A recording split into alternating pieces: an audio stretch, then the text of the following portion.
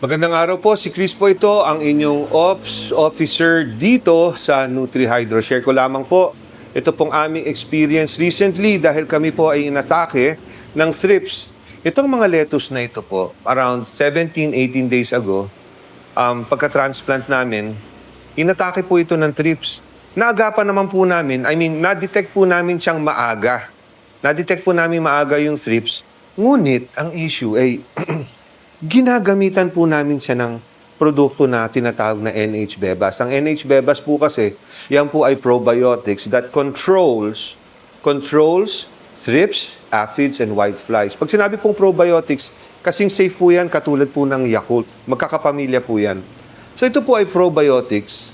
At nung ginamitan po ito ng Bebas, abay, nagkaroon pa rin po ng thrips pagka-transplant niya dito. So, maaga namin na-detect yung mga thrips. Ngunit, ang ginawa namin, hindi na po namin tinanggal. Hinayaan po namin siya. Nakita po namin ang issue dahil bago po kasi yung nagtatanim dito. Yung humahawak po nito, nagme-maintain ito bago. Tama naman po, gumagamit po siya ng NH-Bebas. Pero bakit baga parang hindi gumana or hindi naprotektahan laban from thrips? So we found out na tama naman po yung kanyang mixing. Half teaspoon into 1 liter of water. Tama po yun. Ngunit, ang ginamit po niyang tubig ay tubig gripo. Ngayon, ang tubig gripo po kasi ay naglalaman ng chlorine. Ang chlorine po, nakakapatay po yan ng microbes including the probiotics that is found inside Bebas. So immediately we corrected that and we told him na ang dapat kasing ginagamit dyan, ewan ko lang kung kita niyo po, medyo madilim. Ang dapat pong ginagamit na tubig, pang-prepare ng Bebas, ay yung mga tubig na nabibili niyo sa water refilling station. Dahil yung pong mga yun ay hindi po yung naglalaman ng chlorine. Gayon din po, pwede po kayong gumamit ng distilled water. Whatever works for you. Kailangan po kasi hindi tubig gripo dahil ang tubig gripo naglalaman ng chlorine at ang chlorine ay may kakayanang patayin ang microbes, ang biologicals, including the probiotics that is found inside Bebas. So, ano pong ginawa namin? Hinayaan na po namin yung mga seedlings. These are the same lettuce na galing sa seedlings na tinamaan ng thrips. So, hinayaan lang po namin. So, immediately after 2 or 3 days, gumana na po yung Bebas.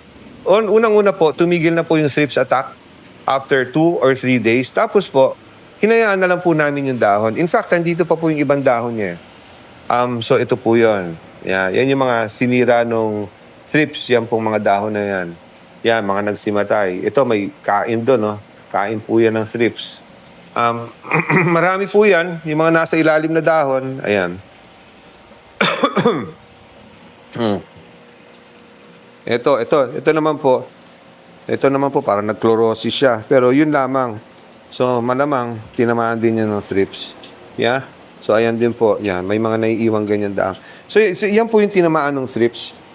And it was corrected immediately. Ginamitan po ng filtered ng tubig galing sa water refilling station. At yan na po, nagsigana. Pinabayaan po namin. Hindi na namin tinanggal yung mga dahon. At nagtuloy po ang pagtubo ng lettuce. Ngayon, naka-recover po ba yung mga tinamaan yung mga kinain ng thrips? Hindi po, mga nagsimatay yung dahon na yan, which is what I just showed you. Pero po, sa new growth po, hindi na po siya kinain ng thrips. Kung titingnan nyo yan, so ito po yung mga unang kinain ng thrips yung nasa ilalim. Kung titingnan nyo po yung sumunod na dahon, wala na po, malinis po yan. Hindi po yan kinain. Hanggang dun sa loob, wala po yan. Wala po yung kain ng thrips. So lahat yan, very similar po yan. Wala na pong kain ng thrips yan. Yung mga lumaking dahon, yung mga bagong dahon na ngayon ay nagsilakihan na. And this happened only around 18 days ago. Ito, meron po dito. Yan, mga kinain ng thrips yan. Kinain, ito, medyo dilaw-dilaw pa. Kinain ng thrips yan. Pero yung mga bagong dahon na po, ang gaganda. Parang walang nangyari. So, naka-recover ba yung lettuce? Well, yung mga leaves na may damage, hindi na nakarecover. Nasira na siya. Yung iba, tuluyang namatay. Ngunit yung mga bagong instances, yung mga bagong dahon, ito meron din to. Ayan po, kinain. Yeah, ayan o, kinain siya doon banda. So, yung mga bagong instances po ng dahon, wala na. Hindi na po siya tinamaan. Yeah? Ang gaganda na po ng tubo. Wala na pong, hindi na po bumalik yung thrips. So, what did we do po? So, Bebas, we sprayed it once every day bago po magsarado ang ilaw. So, we sprayed this around 7 o'clock. Yeah, bago po magpatay ang ilaw. Namamatay po ito 8 o'clock. Pero ngayon po 18 days na at mga nagsibulas na po siya. Yeah, ang lalaki na po, mga nagsibulas na po yan. I-spray na po siya namin siya mga 8 o'clock. Yeah. As in, bago lamang po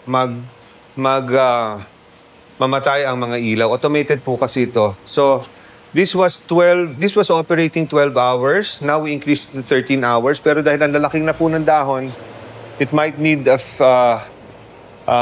larger amount of sugars coming from its photosynthesis. So, i-increase po namin ito by another hour. We might increase the length of time that this is on to about 15 hours. Yeah?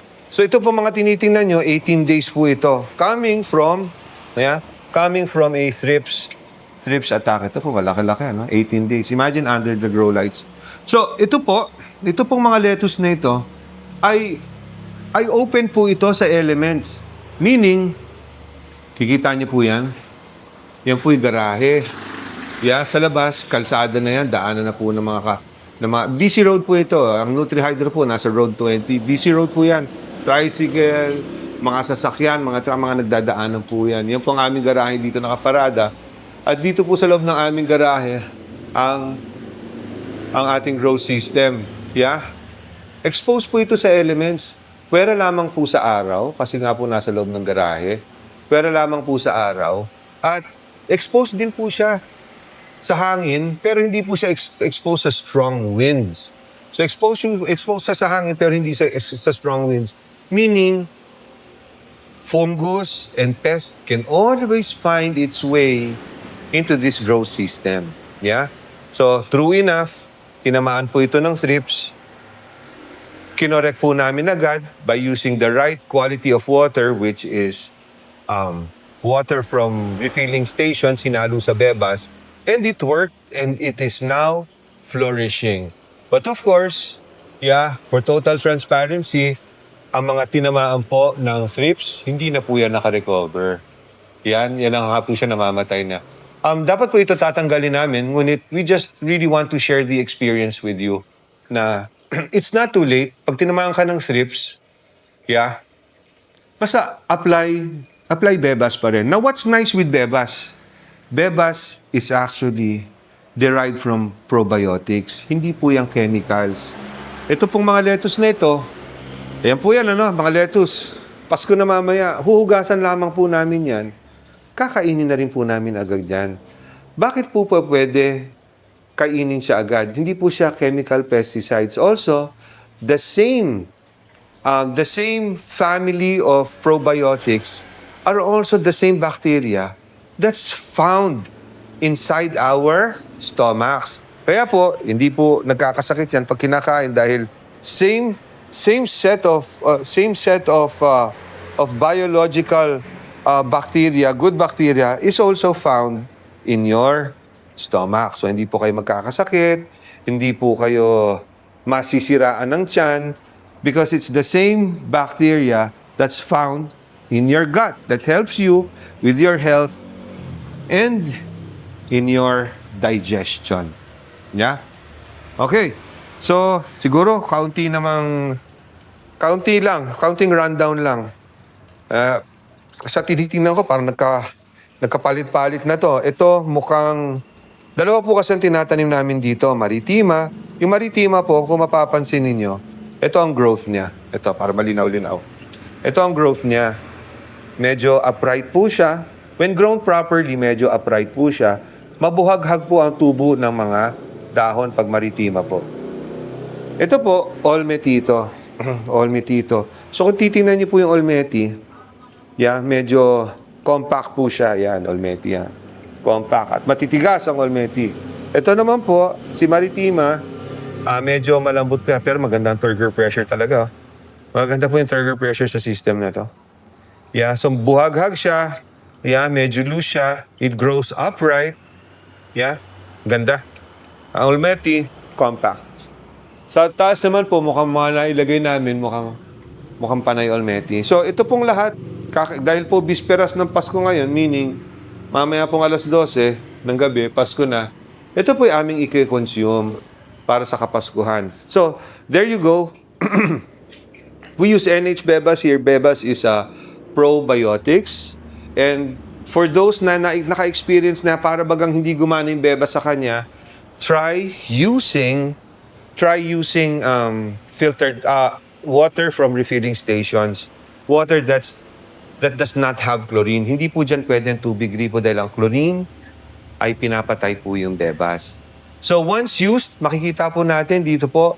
Ito po, masasabi ko po sa inyo, 100% po, 100% na-eradicate po. Hindi lang po na-control, na-eradicate po yung thrips. Walang net, walang pesticide. Ngayon, ang maganda po dito, walang pesticide, walang fungicide. So kakain po kami, sigurado kaming ligtas ang aming kalusugan. Hindi po yan ikababagsak namin ng kalusugan. Ang mahirap po kasi, pag kumakain po kayo ng gulay na may pesticide, kung minsan lang po kayo kakain, okay lang po yan. Makaka-recover po ang katawan nyo kung minsan lamang. Kung kumakain po kayo ng fungicide, okay yan. Makaka-recover po yung tiyan nyo na.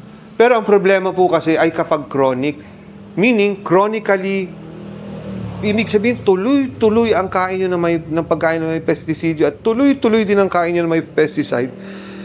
Maaari pong, malaki po ang chance ang ikasira po ng kalusugan nyo yan. Hindi po man agad, pero sisingilin po niyan ang katawan nyo in the future. Ang kalusugan nyo po, sisingilin yan in the future. Kaya ito po mga to, proud na proud po kami dyan dahil wala po yung ginagamit na mahabang listahan ng pesticides. Wala rin po yan. Hindi po yan gumagamit ng fungus remover. Mga fungicides na hindi mo alam kung anong pinaglalagay. Pinaghalo-halo. Pero mo gagawin mo yon? Hindi ka naman dapat nag-halo-halo ng fungicides. Lalong-lalo na, hindi ka dapat kumakain ng mga pagkain na may halo-halong fungicides ni hindi mo pa alam kung anong fungicide. So ito po, Bebas pa lamang po ang sinishowcase natin dito. Pasado naman po siya. Sa aming experience po, na-atake na po ng thrips. Pasado naman. Na-solve niya yung problema. At mag-enjoy na po kami nito mamayang bisperas. At higit sa lahat, safe ang aming kalusugan at ang aming pangangatawan. Bakit ako basta-basta magpapakain ng tanim na pinalaki na kung ano-ano lamang ang nilagay? Ang kakain po nito, mga mahal ko sa buhay. Pamilya po namin. So, advance Merry Christmas in a few hours. Okay, so I'm sorry if you watch this after a couple of months and it's not Christmas anymore.